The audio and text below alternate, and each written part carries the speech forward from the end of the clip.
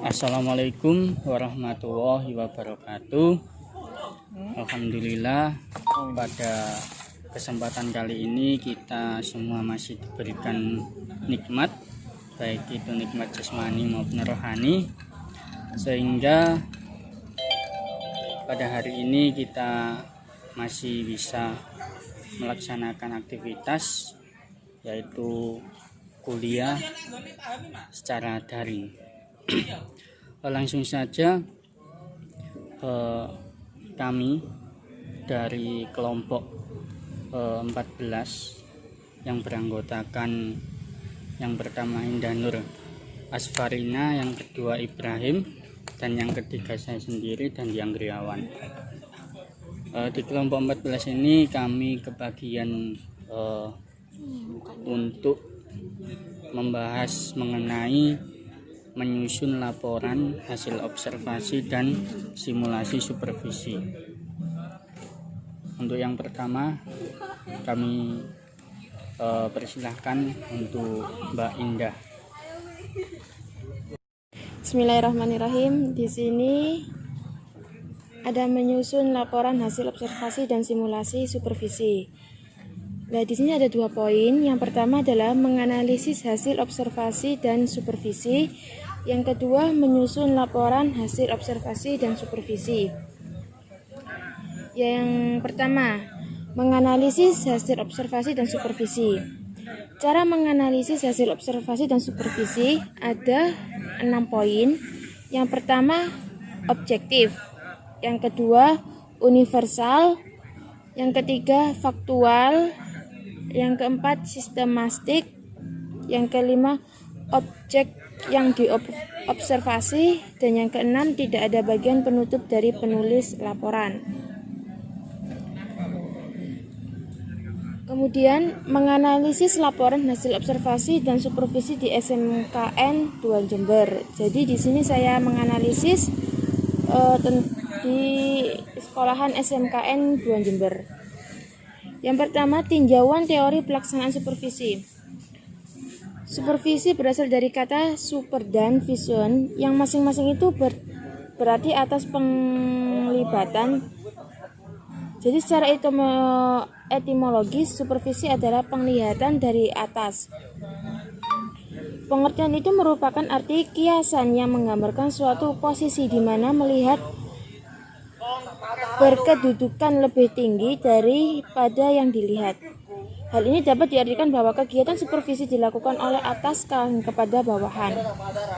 Supervisi berbagi 2, yaitu supervisi manajerial dan supervisi akademik. Supervisi manajerial adalah pemantauan dan pembinaan terhadap pengelolaan dan administrasi sekolah, dilakukan oleh pengawas terhadap kepala sekolah.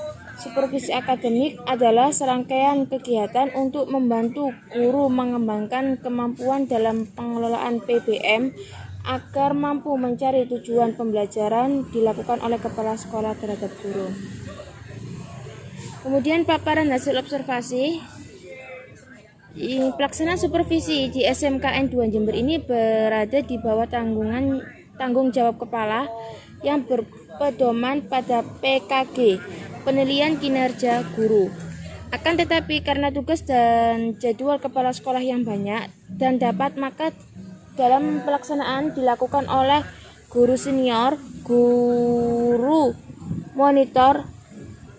4 aspek dari guru antara lain: kompetensi pedagogis, kepribadian, sosial, dan profesional.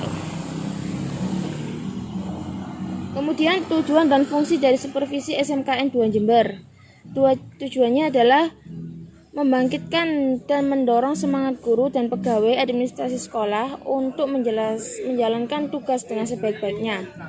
Yang kedua, membina kerjasama dan harmonis antara guru, siswa, dan pegawai sekolah.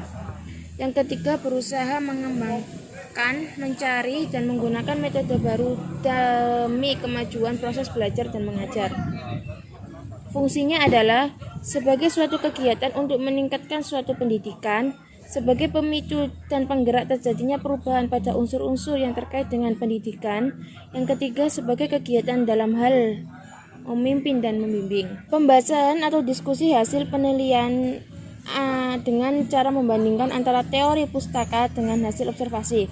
Kendala yang muncul alternatif pemecahan pemilihan alternatif sebagai upaya peningkatannya. Dari hasil observasi yang telah kami lakukan di SMKN 2 Jember, yakni pelaksanaan supervisi yang dilaksanakan memiliki kesamaan dengan pelaksanaan supervisi dan pada umumnya pelaksanaan supervisi dilakukan oleh kepala sekolah. Akan tetapi memiliki perbedaan, yakni dalam proses penilaian kepala sekolah tidak turun langsung untuk menilai. Penilaian dilakukan oleh guru senior, waka kurikulum, waka kesiswaan, dan guru yang telah bekerja di SMKN 2 Jember lebih lama. Hal ini dilakukan karena jadwal kepala sekolah yang padat dan jarang berada di sekolah. Penilaian ini dilakukan setiap 1 tahun sekali. Para penilai atau guru senior melakukan dengan metode observasi atau kunjungan pada tiap kelas saat pelajaran langsung. Hasil penilaian ini nantinya akan diberikan pada kepala sekolah yang dibahas pada rapat guru, sehingga apabila terdapat kekurangan dalam proses belajar dan mengajar dapat diperbaiki dan tiap guru dapat mengetahui dan memperbaikinya. Untuk selanjutnya yaitu menyusun laporan hasil observasi dan supervisi. Ada beberapa tahap. Yang pertama, menciptakan suasana kekeluargaan yang intim antara guru dan supervisor agar kegiatan dapat berlangsung secara efektif. Yang kedua, membuat kesepakatan antara guru dengan supervisor tentang aspek proses belajar mengajar yang akan dikembangkan. Yang ketiga, mengenai pelaksanaan pelatihan, mengajar, dan observasi, yang mana guru sedang melakukan proses pembelajaran, sedang supervisor melakukan pengamatan secara cermat dan menggunakan instrumen observasi. Yang keempat yaitu mengadakan analisis data. Dalam hal ini, supervisor mengajak guru untuk mendiskusikan apa yang telah dilaksanakan oleh guru melakukan proses pembelajaran di kelas. Dan yang kelima yaitu langkah diskusi, memberikan umpan balik yang bertujuan untuk memberikan umpan balik atas apa yang telah dilakukan oleh supervisor kepada guru yang sedang berlatih mengajar, meningkatkan keterampilan, dan pelaksanaan langkah pemberian umpan balik sebaliknya dilakukan secara objektif. Lalu dalam menganalisis laporan hasil observasi dan supervisi di SDN 1 Pujokerto. Untuk poin A, tinjauan teori pelaksanaan supervisi seperti yang sudah dijelaskan Mbak Indah sama persis. Untuk poin B, paparan hasil observasi. Dari hasil wawancara kepada kepala sekolah dan petugas tata usaha didapatkan informasi bahwa yang bertindak sebagai supervisor di sekolah ini adalah Sudarmi selaku pengawas. Adapun kegiatan yang sering dilakukan pengawas sebagai supervisor sekolah adalah yang pertama, mengikuti rapat. Yang kedua, mengawasi dan melihat proses KBM di kelas. Dan yang ketiga, memberikan pelatihan kepada guru. Lalu tujuan dari supervisi di SDN 1 Pujokerto yaitu yang pertama, mengetahui kegiatan supervisi yang ada di SDN 1 Pujokerto. Yang kedua yaitu mengetahui personality kepala sekolah dan guru kelas di SDN 1 Pujokerto. Dan yang ketiga, mengetahui instrumen supervisi di SDN 1 Pujokerto. Lalu selanjutnya yaitu yang terakhir, kesimpulan. Dari hasil observasi supervisi tersebut dapat disimpulkan bahwasanya supervisi sangatlah penting bagi dunia pendidikan dengan mengutamakan memperbaiki kinerja para guru yang ada di sekolah dan agar sekolah-sekolah yang ada menjadi lebih menarik dan lebih meningkat dalam kegiatan belajar mengajarnya. Ya, itu tadi sedikit pemaparan dari kelompok kami mengenai menyusun laporan hasil observasi dan simulasi supervisi.